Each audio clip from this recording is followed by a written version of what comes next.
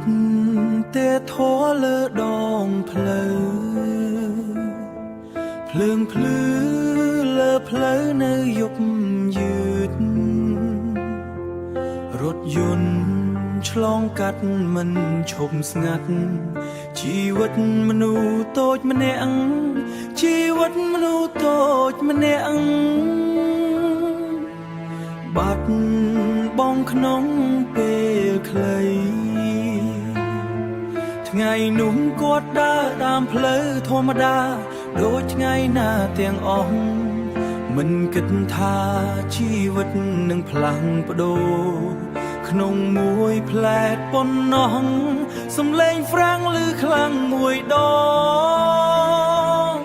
មនុស្សជុំវិញឈរមើលស្ងៀមម្នាក់ដួលលើដងផ្លូវត្រជាក់ម្នាក់ដួលលើដងផ្លូវត្រជាក់តែយុទ្ធធម៌មិនឃើញមក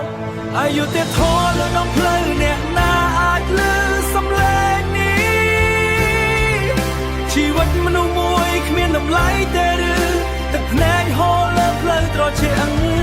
ទឹកភ្នែកហូរលើផ្លូវត្រជាក់សួរថាអ្នកណាទទួលខុសត្រូវអាយុទេធម៌លើដងផ្លូវបែកដងយងដោយស្ទើរស្ងៀមមើលឃើញតែភាពអន់ចិត្តសូមឲ្យមានពលយុទ្ធធម៌មួយថ្ងៃមិនអោយនរណារងទុកដូ